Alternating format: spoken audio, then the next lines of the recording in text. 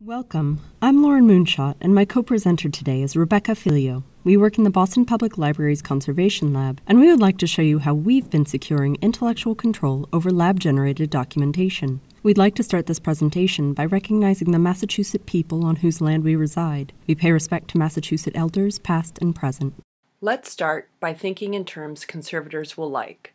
We're probably all familiar with Mikulski and Waller's agents of deterioration.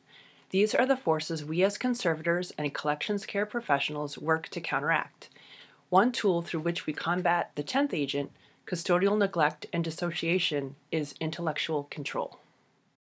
This is a term often employed in GLAM settings by the information professionals for whom it is an imperative resource to maintain practical access to material holdings. Examples of establishing intellectual control over primary collections items are found in card or digital catalogs, finding aids, and other similar guides.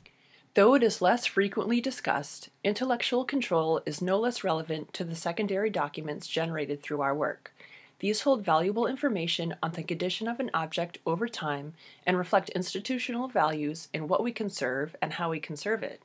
It also serves to represent the progression of conservation as a developing field.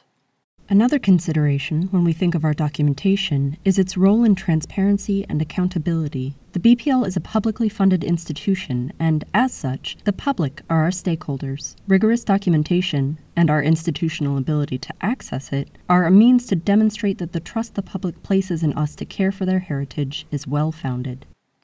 The BPL established a conservation lab in the 80s through a grant from the NEH. Our documentation is likely representative of similarly aged labs. Filing cabinets are filled with paper reports ranging in style. Until a few years ago, reports were filed by date of treatment for statistics purposes, despite this method hindering efforts to refer to old reports during retreatment.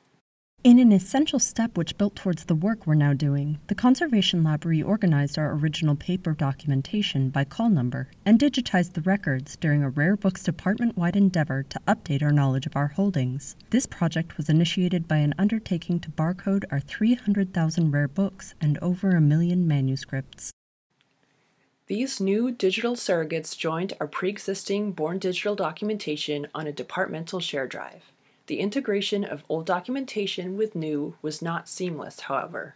We had updated our naming conventions in the interim, and though our document's accessibility was vastly improved, it was nowhere near complete. As many such endeavors do, this process was put on a back burner when bench conservation demanded our immediate attention. But with the advent of the COVID-19 pandemic and resulting work-from-home initiatives, the possibility to make a fully integrated, digitally accessible schema for our lab's documentation came to the fore.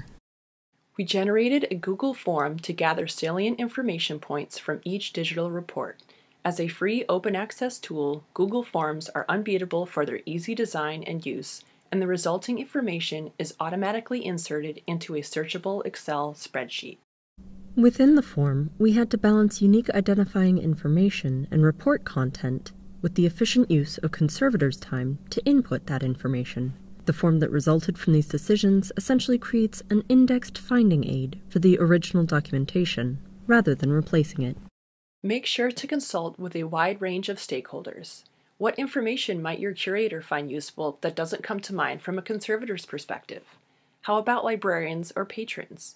Also keep in mind that shorter naming conventions help avoid input fatigue and to establish a clear pathway for integrating newly generated reports in the future. Conservators were assigned call number ranges to input into the form. Going through file by file was also an opportunity to update any file names outside of the newly adopted conventions. All file names now contain a call number and partial title, with some exceptions if either of these are unavailable. We see potential avenues for which we can expand this project that will benefit all stakeholders.